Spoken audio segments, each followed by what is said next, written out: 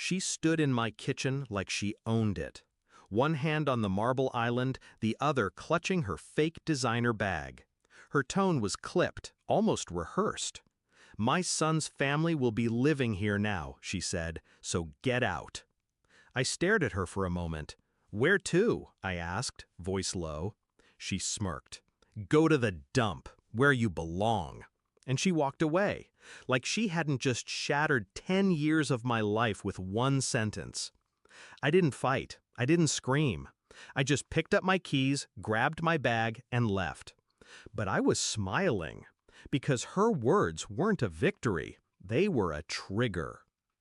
I met Daniel in college. He was quiet, clever, and carried pain behind his eyes. I thought I could love it away. His family? Cold, calculated. His mother, Elaine, especially.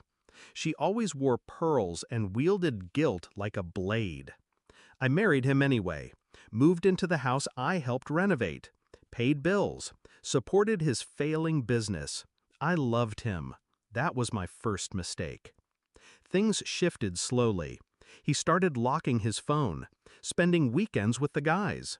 Then came the whispering, the phone calls that stopped when I entered the room. I found the texts on a Sunday night. "Elaine, she's gotten too comfortable. Time to remind her she's just temporary." Daniel, "Already planning it. Paperwork's almost done." Elaine, "Don't forget to change the locks after she's gone." My hands didn't shake. My breathing didn't change. I just sat in silence, staring at a decade unraveling in one thread of texts. He was trying to kick me out of my own home.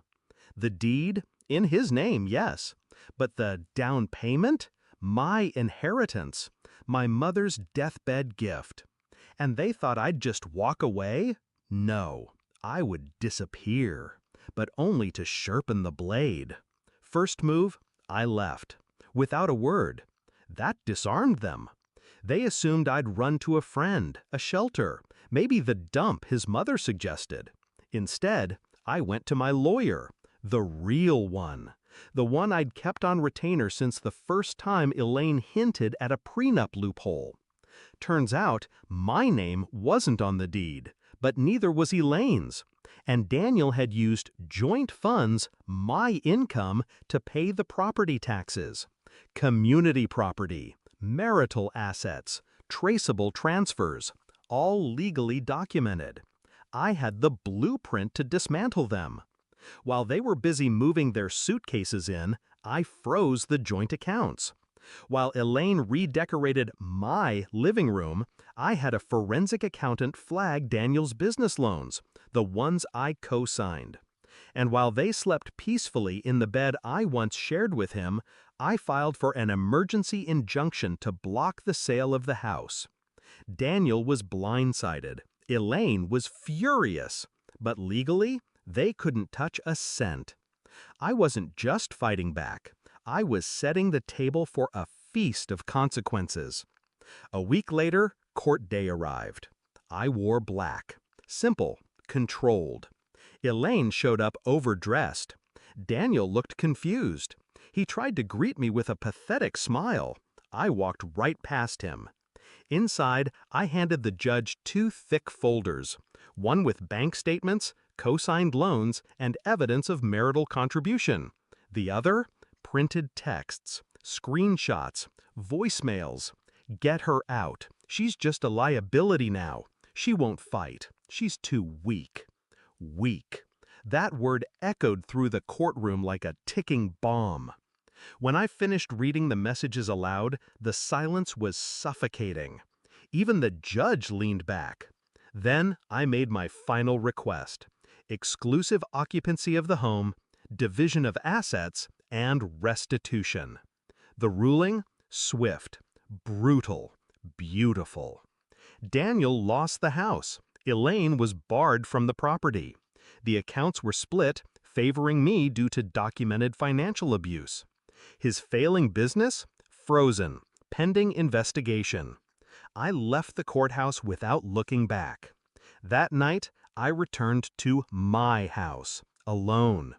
The locks had already been changed. By me. Elaine tried to come back 2 days later. She stood outside, banging on the door, screaming, threatening. I opened the curtain just enough for her to see my face. Then I smiled and closed it. Daniel called. Once, voicemail. His voice cracked as he said, "I didn't think you'd actually do this." No. He thought I'd beg, cry, grovel. But I don't cry anymore. I calculate. Now, they're gone. Elaine had to move back to her sister's studio. Daniel's business defaulted. Credit wrecked. His car repossessed. I heard through a mutual friend he's couch surfing. No savings, no stability, no one left to leech off. Me? I repainted the walls. Got rid of every piece of furniture that carried their stench. Turned the guest room into an office. I sleep with the windows open now. The silence is freedom. Final reflection. They told me to go to the dump. So I did. But I didn't stay there. I just needed a quiet place to plan their burial.